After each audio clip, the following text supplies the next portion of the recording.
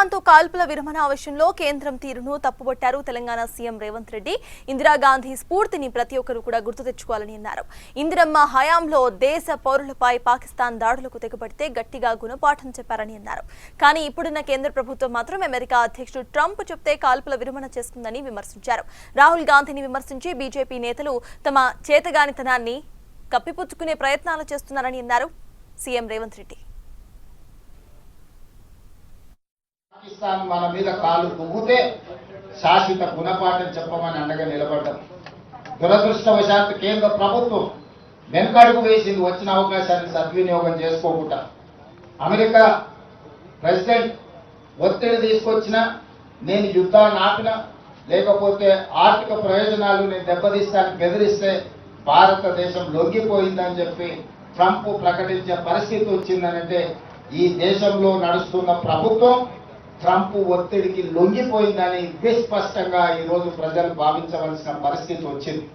మీరు విజయం సాధిస్తే, మీరు పాకిస్తాన్ ఓడిస్తే, మీరు తీవ్రవాదాన్ని అణిచివేస్తే ప్రపంచమే మీకు గొప్పగా స్వాగతం పలికేది, అభినందించేది.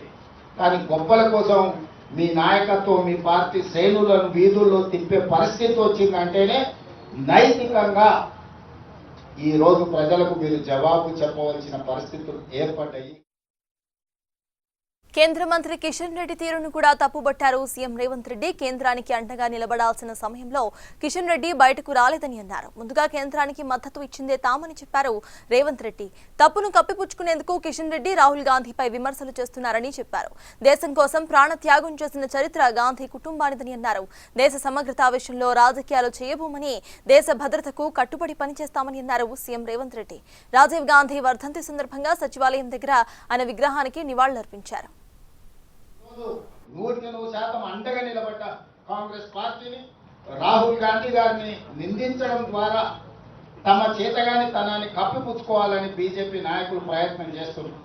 కేంద్ర మంత్రిగా పనిచేస్తున్న కిషన్ రెడ్డి గారు విచక్షణ కోల్పోయింది.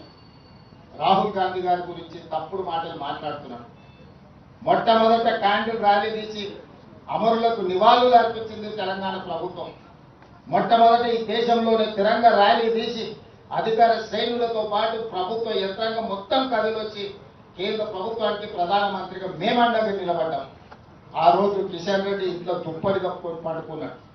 కేంద్ర మంత్రిగా, ప్రధానమంత్రిగా అండగా నిలబడాల్సిన కిషన్ రెడ్డి ఇంట్లో పడుకుంటే తెలంగాణ రాష్ట్ర ముఖ్యమంత్రిగా, తెలంగాణ 4 కోట్ల ప్రజల తరఫున ప్రధానమంత్రి నరేంద్ర మోడీ గారికి, కేంద్ర ప్రభుత్వానికి, మన బలగాలకు మేము అండగా నిలబడి వేలాది మంది మేమున్నాం, నీకు తోడుగా నువ్వు యుద్ధం చెయ్యి అని నేను చెప్పినా.